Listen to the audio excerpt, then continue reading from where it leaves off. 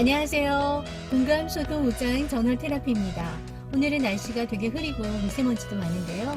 이 날씨만큼이나 우리네 감정도 아침과 저녁에 조석반에 엎치락뒤치락 하는 것 같습니다. 오늘 여러분과 함께 이 뇌과학자가 쓰신 정재승 씨가 쓰신 12발자국이란 책을 가지고 여러분과 또 인생의 이야기를 펼쳐볼 건데요. 이 작가 정재승 씨에 대해서 제가 살짝 언급하고 넘어가겠습니다. 뇌를 연구하는 물리학자고요. 카이스트에서 물리학을 전공하셨고 그 다음에 같은 학교에서 석사와 박사를 하셨습니다. 예일대학교 정신과 연구원, 고려대학교 물리학과 연구교수, 컬럼비아 대학교 의대 정신과 조교수를 거쳐서 현재 카이스트 바이오 뇌공학 그쪽 분야의 미래전략대학원 원장으로 재직하고 계신 분입니다. 이분이 의사결정 신경과학 이 분야에 좀 연구를 열심히 하고 계신 분으로 생각하시면 될 것 같아요. 그래서 이분이 한 5개 정도의 책을 많이 쓰신 것 같은데요. 이 책이 그나마 최근 핫한 책이어서 제가 골랐고요. 오늘은 제가 거의 조금 남겨두고 거의 다 읽었습니다. 그래서 고민을 했지요. 다 읽고 한 방에 끝낼까. 근데 이제 여러분이 또 이렇게 또 저의 소식을 기다리실 것 같아서 오늘 나눠서 오늘과 내일 2부에 나눠서 여러분과 나눠보겠습니다. 오늘 내 과학을 통해서 보는 이야기 3가지 나눌 텐데요. 첫 번째는 창의적인 사람이 되려면 어떻게 하면 되는가. 그리고 두 번째는요. 우리 지금 4차 혁명 이야기 핫 이슈인 4차 혁명에서 어떻게 살아남으려면 어떻게 해야 되는지에 대해서 이 책에서 말하고 있는 거에 대해서 이야기해 볼 거고요.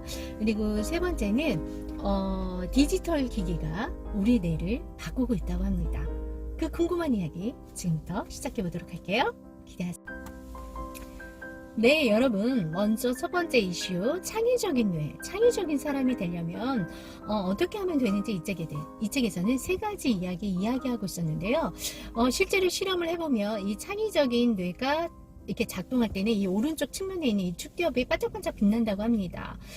참 신기하죠? 그래서 첫 번째로 창의적인 뇌는요, 은유, 멀리 떨어져 있는 것을 서로 연결하는 능력, 전두엽과 후두엽이 또는 측두엽과 두정엽이 서로 신호를 이렇게 주고 받는다고 합니다. 그래서 아인슈타인도 그렇고요. 아인슈타인도 그렇고 여러 과학자들이 창의적 뭔가를 할 때는 전혀 다른 분야에서 이렇게 합성되어져서 새로운 것을 만들어내는, 그래서 은유법이 아마 그게 문학적으로는 최고라고 이렇게 이야기하고 있었습니다.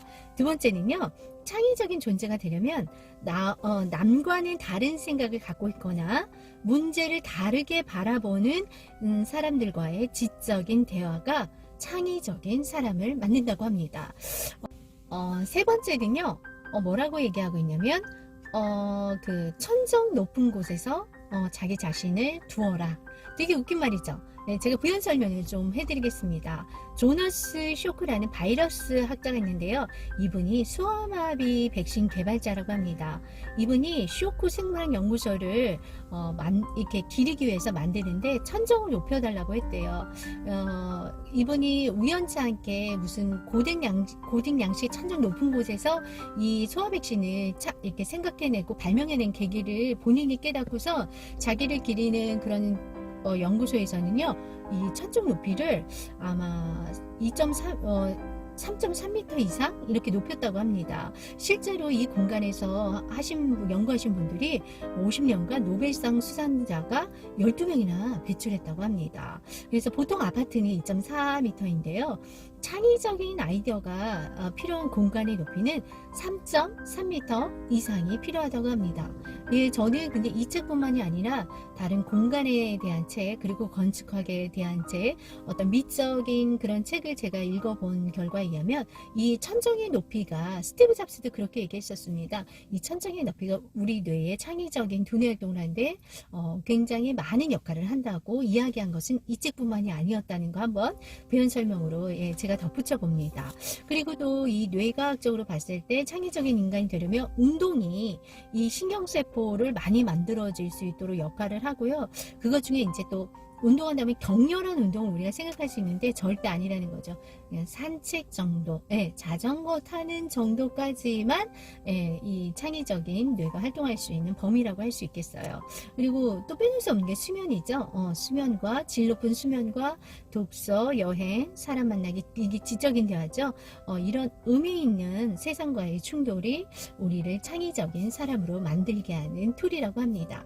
여러분은 자신은 지금 어떠한 환경에 본인이 거하고 계십니까? 우리 한번 그런 환경 설정을 한번 해보시면 어때요? 권유해 드립니다. 두 번째로 넘어가겠습니다. 이 책에서는요, 디지털 기기가 뇌를 바꾼다 라고 이야기하고 있었습니다. 이 이야기는 무슨 얘기냐면요, 옛날에는 단기 기억에서 장기 기억으로 넘어가는 암기 기억 그 위주의 학습과 이것을 잘하는 사람을 똑똑하다 이렇게 인정을 했습니다. 이 단기에서 장기로 넘어갈 때 뇌 안쪽 축두엽 그 근처에 해마가 이 역할들을 관여를 하기 때문에 이게 훌륭한 사람을 머리가 좋다고 인정을 했었는데요. 그러나 현대에서는 이런 것이 사라졌다고 합니다. 왜냐하면요, 전두엽 여기 앞부분에 있는 거죠. 정보를 빠르게 스캔하고 필요한 정보가 뭔지 찾아서 결합하고 신속하게 맥락을 이해하는 영역을 더 많이 쓰는 방식으로 바뀌었기 때문입니다. 쓰는 방식이 달라지면 뇌 구조도 달라집니다. 이것이 신경학적으로 뇌 가소성이라고 이야기하고 있는데요. 대신 이것이 단점이 최근에 주의력 결핍 과잉 행동장애 ADHD가 좀 많아진다는 그런 연구 결과가 있는데요. 여러분은 어떻게 생각하세요? 지금 시대가 요구하는 인재상이죠. 많이 바뀐 것이죠. 암기 위주의 뇌에서 통합하고 맥락을 이해하는 그 영역을 통합하는 그런 쪽으로 많이 바뀌었습니다. 그래서 이 디지털 기기의 변화가 우리 뇌구조를 바꾸는 그러한 시대가 도래했으므로 우리가 아이들을 교육하거나 내 자신도 이제 옛날의 학습 방법에서 좀 탈피하는 방법을 좀 생각해야겠다는 생각을 한번 해보시기 바랍니다. 그리고 마지막 세 번째는요, 우리 4차 혁명 이야기 해볼 텐데요. 인공지능 시대에 우리가 어떻게 살아야 되는지에 대해서 여러분 고민 많으시죠? 이 책에서는 호모 사피엔스 전략이라고 살짝 웃으면서 이야기하고 넘어갔었는데요. 두 가지가 있다고 합니다. 저는요, 인공지능을 제대로 이해해서 필요한 곳에 잘 사용할 수 있는 인간이 되자는 것이고요. 두 번째는요, 인공지능이 못하는 것이 무엇인지 파악해서 인간의 존재 가치를 높이자, 지피지기죠. 그래서 앞으로 우리가 밝은 전망의 학문은 어떠한 것이 있냐면 데이터 사이언스, 통계학, 인공지능, 블록체인 이런 것들이 이제 앞으로 학문적으로 많이 융성해질 거라고 이야기하고 있었습니다. 그러면 인공지능은 기본적으로 그 데이터를 기본으로 해서 판단을 하고요. 사람은 스스로 생각해서 감정이나 욕구, 판단, 상호작용을 하게 됩니다.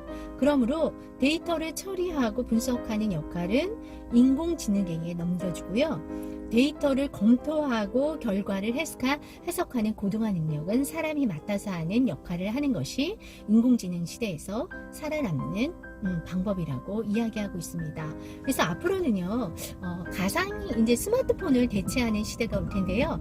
스마트폰을 대체하는 것은 가상현실인데 그 가상현실보다 더 뛰어난 기술이 증강현실 기술이라고 합니다. 일상몰입 기술이라고 이야기하는데요.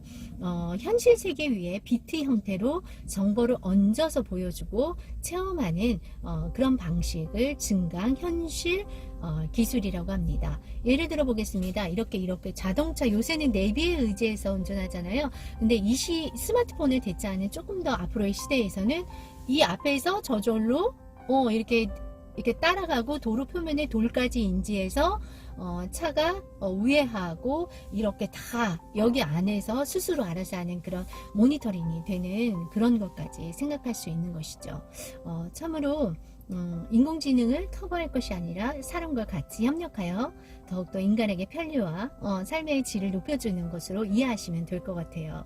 그래서 큰 물고기가 강한 것이 아니라 세상의 변화에 기민하게 대처하는 빠른 물고기가 더 강하다고 슈밥이라는 사람이 이야기했다고 이 책에서 이야기하고 있었습니다. 슈밥에서는요, 어떻게 이 4차 혁명 시대에서 변화해야 되냐고 이 저자는 말하고 있냐면요, 앞으로 이제 기업이 미래 변화를 잡기 위해서는요, 인공지능팀, 빅데이터팀, 서비스 기획팀이 융합해야 된다고 이야기하고 있었습니다. 4차 혁명에서 제일 이제 난제가 제조업이라고 합니다.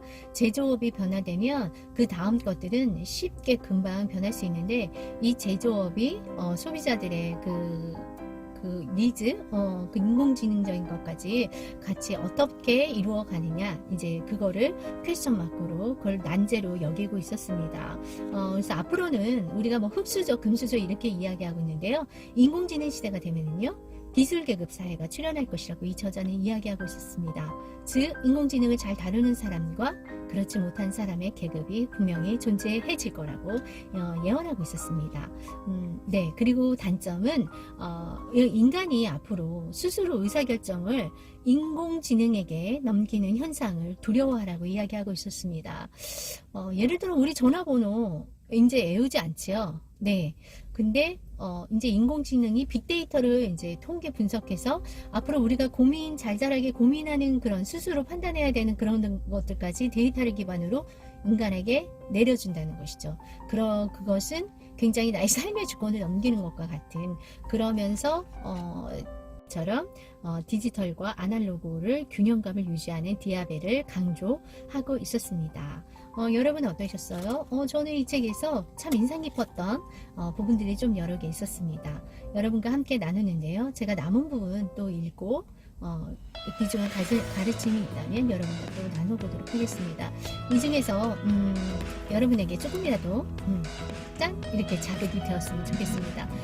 이제 해가 뉘엿뉘엿 지고 있는데요. 여러분 도움이 되셨다면 구독과 좋아요 부탁드리고요. 저는 내일 또 성실하게 여러분 찾아뵙도록 하겠습니다. 곧장 저널 케어라비였습니다.